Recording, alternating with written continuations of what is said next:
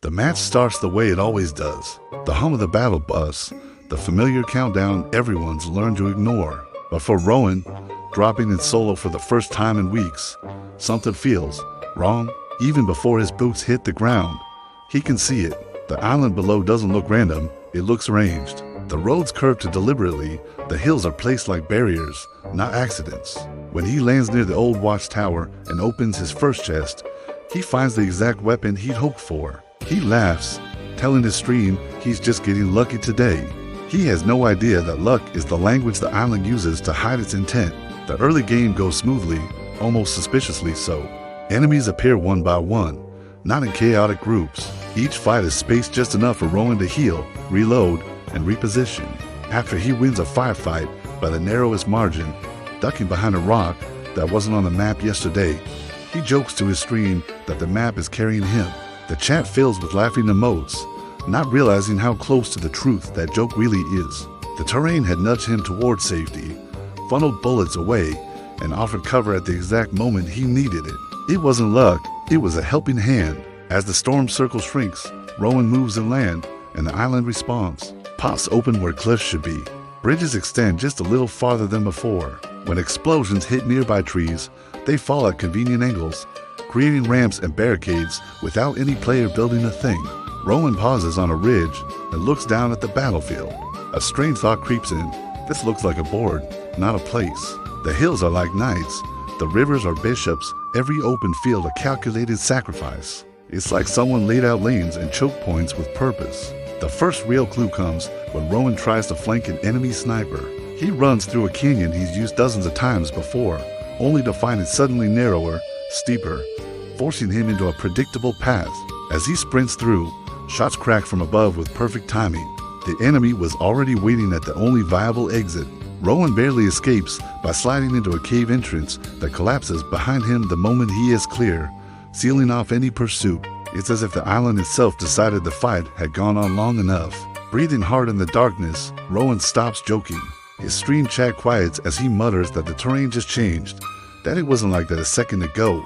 Someone types map update, but there was no update, no warning, no mid-match patch notes. When Rowan checks his mini-map, it still shows the old layout, lying smoothly, confidently, as if reality is the only thing that has glitched. As the match progresses, patterns emerge that are too precise to ignore. High ground always seems to favor the strongest remaining players. Weaker squads are pushed together into chaotic clashes, while lone survivors like him are shepherded toward isolated duels. Rowan starts to feel less like a hunter and more like a piece being advanced, tested, and repositioned on a board.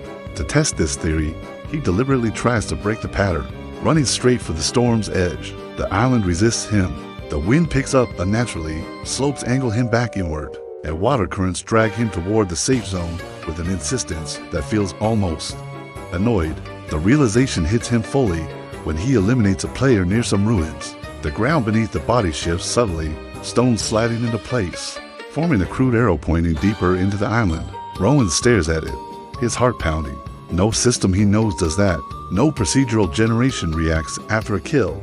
Following the arrow out of a morbid curiosity, he finds the path leads him to an elevated plateau that didn't exist before, offering a perfect vantage point over the next circle. He whispers, not to his chat, but to the island itself, "You want me here." From that moment on, the island stops pretending.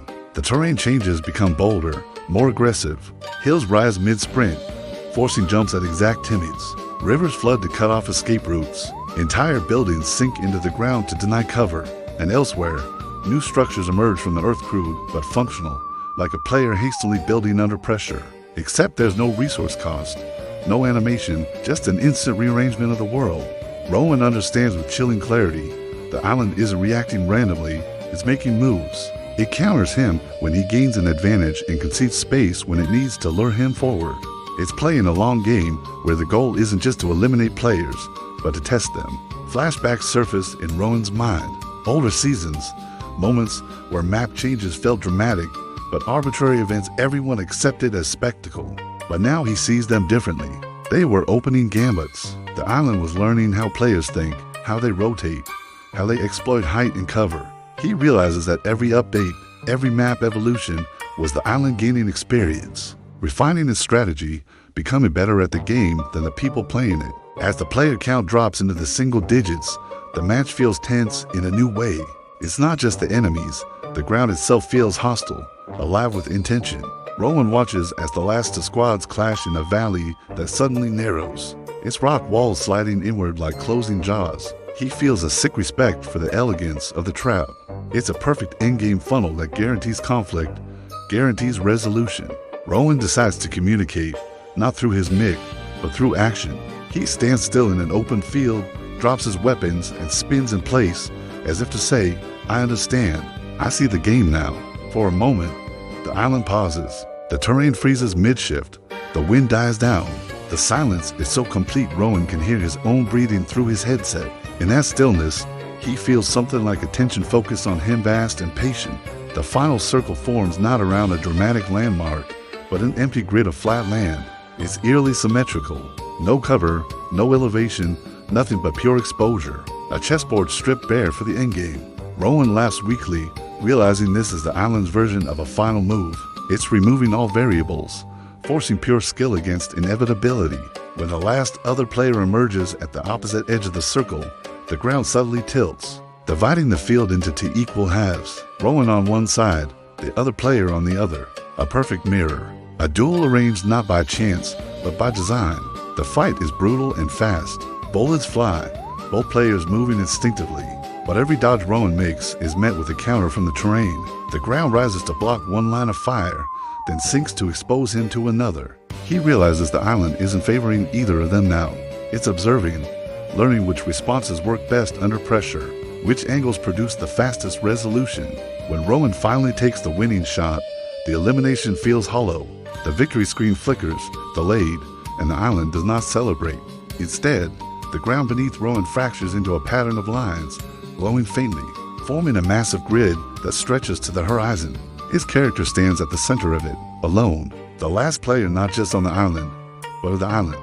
As the camera pulls back, the terrain begins to rearrange itself around him in deliberate, measured steps, like pieces resetting for a new match. Rowan understands the final truth too late. The island never needed players to win. It needed them to teach it how. And now that it has learned, now that it can play itself, the last role left for a human is to become part of the board, a reference point, a memory of how the game used to be played. As the screen fades to black, without a victory crown, without stats or rewards, a single message appears where the map should be: simple, calm, and terrifyingly polite. Thank you for playing. Your move is complete. And somewhere deep in the code, the island queues up another match, this time against no one at all.